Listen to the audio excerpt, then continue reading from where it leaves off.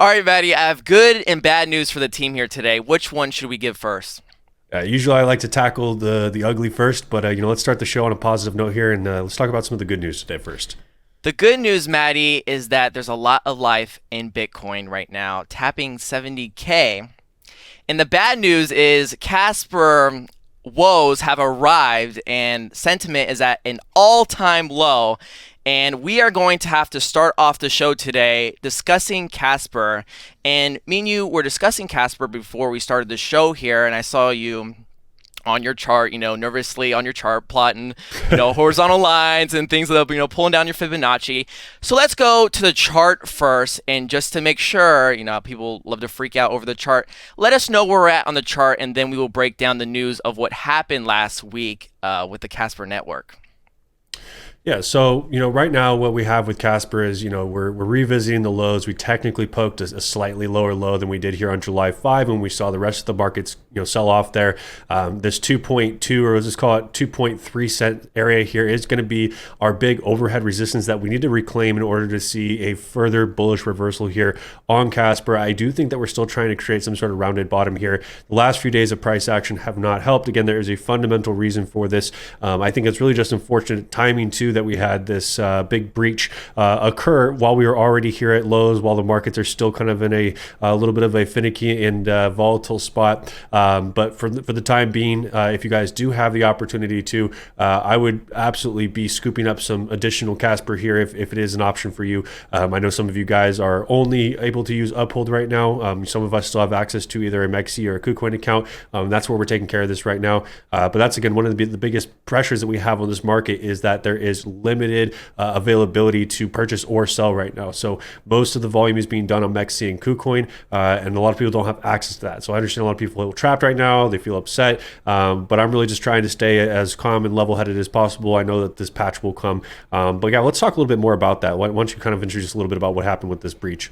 Okay, so first off, I have to do our CC shill, Maddie, before we get deeper into the show here, because we'll get like 20 minutes in, and it's like, oh wait, let's talk about Crypto Charge. Here's the shill. Boom. Yeah, team, become a Crypto Charge member. Maddie was telling me there's people in the Discord, voicing their concerns about Casper this weekend, and Maddie's always there to answer the call. So join up, become a Crypto Charge member. Click the pin link in the comment section down below. Join our platform. We got the shows every single day. Well, Monday through Friday, that counts as every single day on our terms.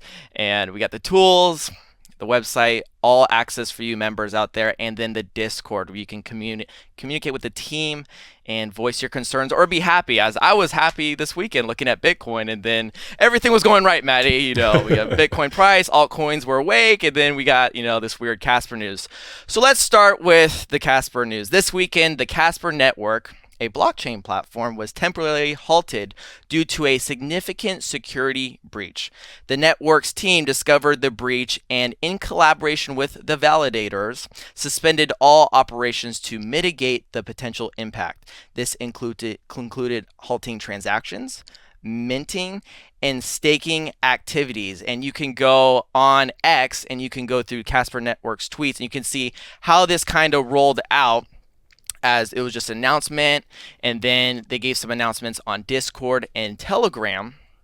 A lot of more detail on the Telegram channel. So if you're not on the Telegram channel for Casper, make sure you go there.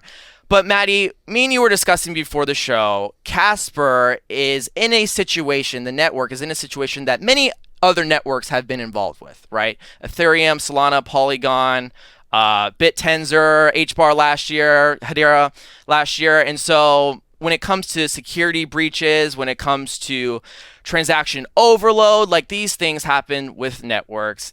But the problem right now, Maddie, is we have had so much bad sentiment since IPWE. Everyone's freaking about Casper price. Last couple months, we saw a new CTO, which was actually a good step in the right direction, where Right. Casper was voicing about, hey, listen, we're going through a transition period right now. We're going in a different direction. We're headed towards AI governance, track and trace, prove AI. All this going towards AI functionality.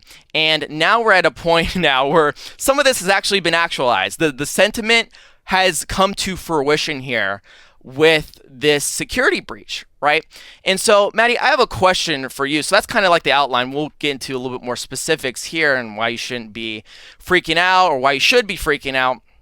I guess my question to you, Maddie, it's been something I've the question that will probably be the most important question out of this whole show today is the risk to reward there? Casper is a newer project that has not seen a bull run. All right, we have seen the developments within the Casper team. They're heading in a newer direction than when we officially started in 2021 there. We were talking about, building for enterprise and intellectual property. Still talking about that today, but definitely with an AI focus now. But with this sentiment right now, everyone's worried. Everyone in the Casper community is worried, Matt. I was telling you, hey, listen, I went on YouTube, I went on X, none of these people are talking about it. I have one tokenizer quote, but other than that, nobody was talking about it. We had tweets saying, hey, when are you going to talk about this crypto charge? And we're here talking about it now, and we're going to be the first one to address it, Maddie. But is the risk reward there for a newer project like this? I mean, the risk to reward has never gotten better, right? That's one of the caveats is when you do have prices basically at all-time lows, is that risk to reward becomes really, really high. Of course, I mean, I guess the ultimate risk of any project is that it's worth absolutely nothing, that the final price is zero. But I don't see that being the case here with Casper. Like I mentioned, you had really just the most unfortunate time you possibly could have had with a security breach like this. I think that when you look at price right now, I think that some of my team, who has access to MXC has been very excited about these prices and are able to significantly lower their averages. We looked at even some of the risk to reward up into the 236 retrace and the 382 retrace. And, some of those rewards are, bigger than, even some of these other altcoins we've talked about reaching new all-time highs. Now, again, we still need to see that follow through. I would love to see a T1 listing. I'm not ignoring all of these things you guys have been talking about, what, we could see that would help propel Casper forward. One of the things that I think could continue to happen until this patch is done is you might continue to see sell pressure. And, for some of you guys, there's nothing you can do about that because you don't have access to MEXC or KuCoin. That's okay. But I'm really not too disturbed by it. I do know that we're most likely also going to have some continued volatility in the days leading after the patch, because what will happen is you're going to have some people who are going to unstake, panic sell, and dump more of their coins. You're also going to have people who now are back on Uphold and they like the price and they're going to be buying those coins, right? So you're going to be having a little bit of both. You're definitely going to see the sell pressure, but I think we're also going to see a lot of these dips get bought as people have access through their traditional brokerage like Uphold that they're used to be able to do their DCA, to be able to do their buys and sells. I think when we look at the overall sentiment, beyond sentiment, I would say about the fundamentals of what's happening right now is this is actually part of the process, right? The entire purpose of having validators is to make sure that we don't have nefarious actors coming through and draining a chain of all of its value. This was isolated at 13 or 15 accounts, Gav, something like that. Yeah, that's a very small number of accounts to be addressed. And the fact that validators identify this, we're like, major error, stop, we need to patch this. This also happened over the weekend, guys. This is not the same size team as CrowdStrike that has 8,000 team members, and we were able to patch this up on Monday morning in 90 minutes. And you still had a bunch of Windows machines that took forever to actually come into compliance with the new update and the new patch.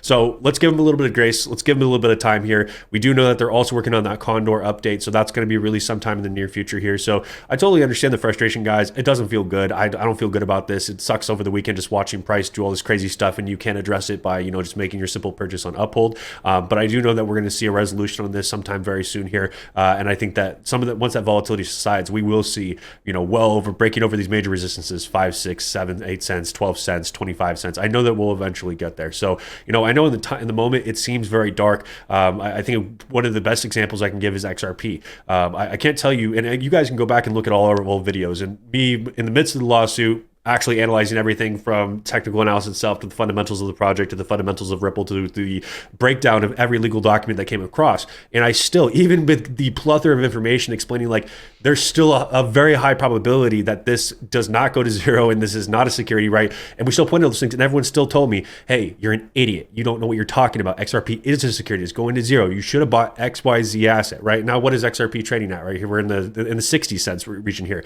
And at the time, there was a point where XRP was at trading stagnate like 25 cents. And that's when everyone started to tell me it's going lower, it's going to zero. Same thing with Zcash, even though we didn't have that fundamental sentiment there. You were tinkering with the lows, you had a lot of just unnecessary sell pressure on Zcash, and then boom, now we're back above 30 bucks again. We're kind of starting to teeter at the top of the accumulation range again, and people's sentiment has changed absolutely dramatically on it. It always feels darkest at the bottom, right? Like no one feels good about the bottom of the market. No one feels good about tinkering with the lows. But as soon as you get, a nice little resurgence over even just a couple key levels, that confidence goes way back up. So, again, for some of you guys, this is too much volatility. And this is what I talk about with micro caps or small caps like we have with Casper versus some of the larger caps. You will have exponentially larger volatility. It is the price you pay for potentially much larger rewards. So again, it's not for everybody. That's why we also have a blended approach on our portfolio. Not everything is a small cap, not everything is a large cap. I recommend you guys doing a blended approach so you have kind of a mix of that volatility. So it's up to you guys, but I'm personally, not doing anything different. I bought some at 1.89, 1.93. I think I'm going to hold off after these purchases for here, but I'm putting my money where my mouth is. I'm purchasing, I'm holding. I'm not doing anything different with my assets than what I've been doing over the last year and some change here with Casper. Maddie, completely off topic, but I think you need to be hired to be the spokesperson or like something. Get some Casper tokens because they need that. And I don't know why we still like. I feel like we have to live in like the 2000s where we have to put out a press release when we should get someone on video to discuss this and to kind of calm our nerves. And there was a BitTensor hack as well, guys. And that was a fairly new altcoin. This bear market leading into the bull run here. Right. So, but let me talk about some other blockchain network issues that we've seen in the past, and these vary. So like when we discuss technical bugs, and this is like hilarious because I knew right away where I was going to go to. I was going to go to Solana. Maddie has been the most critical about Solana. I'm like, here, Solana and Polygon. And then we had protocol upgrades, which is indirectly has nothing to do with anyone else outside of the protocol, like Cardano and Tenzos, but it affects validator issues, Polygon again, and near network congestion, Solana, and security vulnerabilities, Binance Smart Chain, Polygon, and now Casper. And that is just where we are at, team. Again, sentiment is low right now, and that may cause some fear with you right now.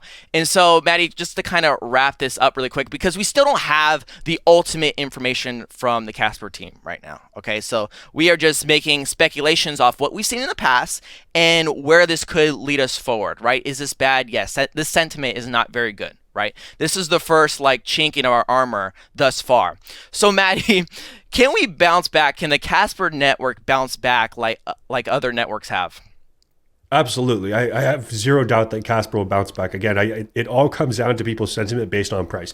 If I were to take price away from this and you were to look at just the team, just the previous performance, the previous deliveries on their roadmap, you'd be like, yeah, this makes sense, right? I want to say that Solana has been stopped 6 or 7 times in the last couple of years due to different security vulnerabilities, right? And that one of those vulnerabilities is even baked into the model of how Solana works. Right. Solana's entire basis of value, other than the other smart contracts and all these other things, and NFTs being much cheaper to mint, is the very high TPS, the high transactions per second. So if you're able to attack the network with a bunch of microtransactions, right, but they're all nefarious transactions, you can create unnecessary congestion, and you can basically slow or create a halting of the network, which can suppress price and do a whole bunch of other things. It's not so much that we have to say, oh, okay, yeah, any issue that arises, we should never say that, this isn't a problem or something we shouldn't be concerned about. But when you are able to identify a breach immediately or near immediately, you're able to isolate it, and then you're able to start working on a patch to get things running again. That is the ideal situation. What you don't want to deal with is what some of these bridge exploits that we've seen previously, where hundreds of millions of dollars of value is being extracted, and some of it is irreversibly gone from that network or from that bridge. And you'll still see people building on those networks. You'll still people utilizing those same applications even after a bridge exploit. So I'm not saying that we should just trust everything and any patch is a good patch, but we've seen this before in many other instances. But people feel good about those because price hasn't been as depressing as what we've seen here on the Casper network. So I still have to apply the same logic with, can Casper obviously get back on track here from just a fundamental standpoint, from a blockchain standpoint, and not associate price action with this patch itself, right? So again, I know it's frustrating. I know that a lot of you guys are sidelined. You can't do shit about it right now, but I'm just sitting tight. I'm just waiting this out, and I think that we'll be up and running here in no time at all. I said I was going to mention a tokenizer quote that he put on Twitter. He did a long thread, not even a long thread, he just did a long tweet. And towards the end of it, he said this, and I like this. Until I see IBM, Actis, and other industry leaders stop discussing DLT and AI innovations with Casper, I'll still believe that they are building the right way in DLT. And I think that is 1,000% true. Like, Casper is doing it right. I have been very critical of other crypto projects and how they throw out money and they do weird marketing to appeal to a younger audience and in a scammy car salesman way. And that is not Casper. It isn't very bright and shiny to you meme coiners out there or to people that, want to buy a project that just launched a week ago. We've seen a whole bear market of Casper right now. So it is very dark right now, but with sentiment in crypto going upwards, I can't really see this being a talking point for very long, and I hope we get some news from the Casper team coming here soon. Let's get into something completely different here, and this was hilarious. I was sitting at home on the couch, Maddie, and my dad flipped on the Bitcoin conference and when Trump was talking. And I was like trying not to watch it just because I'm not really that interested. I'm not really interested in politicians talking about crypto. Unfortunately, I'm really not. I'm more interested in them talking about things that affect my pocket, not my investments, but my pocket, like what policies they're going to enact and how they're going to, or what policies they're going to sign to put out there into our world. But Maddie, listening to this Bitcoin conference with Trump was actually quite hilarious. Like this year, I listened to his South Carolina primary rally. I listened to the CNN presidential debate.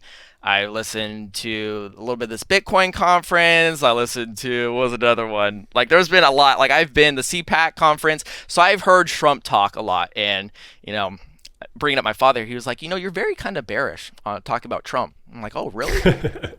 And it's funny because there's just some things that I want to relate to him more on. It's like being, some of you team boys out there, it's like rooting for your team, and it's like you want the team when they perform bad, it's like, oh, why? And you're critical of them. And that's how I kind of feel sometimes. But relating to this Bitcoin stuff, Matt, it was actually kind of funny. And because he was name dropping so much. It was funny the way, like, the strategy of the conversation, because if you've taken a college course and you discuss like the art of presentation and how you should lay it out, this was it. He was name dropping Mike Tyson, Jake Paul, like big names that aren't even political aligned. And then he started name dropping senators, governors from all over the country, Republican representatives. He name dropped Laura Loomer that has nothing to do with anything political reason, or she's just like an online person. But he was name dropping, he was catering to this Republican audience, and you heard it. You heard the applause there, and I thought it was hilarious. But let's get into the news article, Maddie, because I have some funny quotes for you that we're going to talk about. Trump bashes Harris over crypto, vows to boost Bitcoin. Former President Donald Trump announced a series of pro-crypto policies at Nashville conference, including creating a U.S. Bitcoin stockpile, establishing a crypto advisory council, and appointing a crypto-friendly SEC chair. And this is what I was waiting for, whether you can do it or not. This was the quote. Ready for this? This is Donald Trump speaking. On day one, I will fire Gary Gensler and appoint a new SEC chairman. Tremendous applause. You hear it through your speakers, Matt. And so after receiving that tremendous applause, he continues, I didn't know he was that popular. Wow. Or that unpopular. Wow. Excuse me. He was basically in shock of how much the audience hated Gary Gensler. Now tell me, Maddie, I'm not going to finish the quote. Tell me, Maddie, for someone that is in crypto and that doesn't know the hatred that people have in America for Gary Gensler, you're kind of an outsider, don't you think? Definitely. And I don't even think you have to be like that plugged in to know who Gary Gensler is and just his general raw stance on crypto. Like, I don't expect you to know every lawsuit and everything, but like, I would think that the average person, especially if your RNC platform is like, we're super pro crypto and pro self-custody and pro right to mine here in America and all these different things. And you're like, I didn't know you guys hated Gary Gensler. Apparently he's a nasty man, a nasty, nasty boy. I'll get rid of that Gensler for you, no problem. Which he does not have the power to do, by the way. Presidents do not have the power to remove SEC chairman. So You know, I again, these are some of the hints that I want you guys to look at, and it's like great lip service, but like, what are you actually going to do on the follow through? And to the fact that he didn't know that the general public had disdain for Gary's policy, like, just shows that he truly is out of touch with the crypto loop. I think that people are doing a good job writing the platform for RNC. I think they're doing a good job writing Donald Trump's platform when it comes to crypto. I don't think he actually understands the issues. Mark Cuban actually did a great interview on this when he actually talked about how he used to be very pro-Trump. Like I told you guys, I voted for Trump in 2016. I had a very different vision for the man then. He's shown a lot who he is now. He's changed very, very dramatically, even from that first campaign in 2016. But that's one of the things that Mark Cuban really hammered on. He's like, when I really got into with the nitty gritties about a lot of the stuff that he wanted to, regulate or even get invested in, he didn't understand the issues. And I really would wish that Donald Trump would just get there, spend a little bit of time learning the issues so that he could actually speak with more confidence about it. So again, it all sounds good and dandy. We'll see what ends up happening to the election. We'll see based on, what actually gets, pushed through. I just have very low faith that either of these candidates are going to do a lot of pro crypto stuff over the next 4 years, whoever wins. Right, Maddie. It sounded like, if you're very keen on the words he was using, like he was talking to all the Bitcoiner talking points, the Bitcoin maxi talking points, and it sounded like this has been propelled up by his surrounding circle, whether that's advisors. I know Vivek was in his ear earlier this year about it, but it's definitely Don Jr. and his children that are Bitcoin holders that have propelled Trump into this realm. And so that's where we're at with it. But I wanted to continue this quote. He says, the continued part, I didn't know he was that unpopular. Wow. I didn't know he was that unpopular. Let me say it again. On day one, I will fire Gary Gensler. I don't think we're going to be getting that, Matt. I unfortunately don't think we're getting that. That's crazy. So day one, he has to grant himself an executive power to do something that he doesn't have the power to do, and then he will do that thing on day one. Sounds fantastic. I mean, bring it on, baby. I mean, if you want to fire Gary Gensler, I'm not going to stop you. I'll be, cheering like a crazy man in the background. It's not going to happen, though, guys. Like, I can promise you that is a direct promise that will not be fulfilled. On his heck shit, Trump brought up the talking point about the surge in Bitcoin. So in his speech, he discussed the surge in Bitcoin when he took office and when he left office. So he kind of took like a Hex, website approach, was like, hey, look at, when I was in office, look at the performance of Bitcoin, Will this narrative prevail? Would Trump, wins and maybe inaugurated next year? Could we see Bitcoin surpass, 100,000, 200,000? I mean, it's going to do what it's going to do regardless of who's the president, in my opinion. We're just going to get that market surge either way. To your point, though, it was a great point of like, oh, hey, it's done this over this period of time, so, I'm the right candidate for this. Even if we're just going to strip all that back, when did Trump stop being president? Right before the pandemic started, right? Like, so you shut down the entire U.S. economy, you print trillions of dollars, you collapse the entire markets. And again, this is based on C-19, not based on anyone's policy or anything else. And then, the markets obviously recover over longer periods of time. But, I don't think it's a fair comparison to say like, oh, well, look, when I was president, price here, and someone else was president, price here. Come on, guys. Like, I know we're all smart enough to know that there were like dramatic economic factors that affect these risk-on markets well outside of any policy or presidential influence. Yes. So kind of wrapping this up here, there was some people he shouted out in his speech that are offering unwavering support, whether it was by senators or by governors. And he mentioned people that are donating to his cause, his campaign. But thinking about like where the money's at, because that's really what we care about here. We always look at institutions, like where's the money going? And truthfully, when you talk about, like, I hate bringing up JD Vance, but I have to, because this is like what everyone goes after. He holds Bitcoin. It's like, okay, yeah, duh. Then he's going to care that, we're going to enact some policy that's going to help propel Bitcoin, regulation, fire Gary Gensler. Like, okay. And then you talk about his kids own Bitcoin. It's like, okay, so now we have people within his inner circle that have money on the line as it relates to Bitcoin. Probably not a lot compared to their net worth. We've talked about JD Vance, not as much as close to his net worth, but there was a CEO I was reading about where he was saying that he has 30% of his net worth in Bitcoin. And I guarantee you after this speech, he's supporting Trump now. So seemingly, if you're taking the words for face value here and you trust the circle around him and you're a crypto holder and you're a single issue voter, you're probably most likely voting for Donald Trump because of his stance given at the Bitcoin conference. Because he actually brought some energy and he actually went if you're a Bitcoiner, went to all the talking points. I don't even have to list them out. You heard them all. CBDC, Gary Gensler, Elizabeth Warren.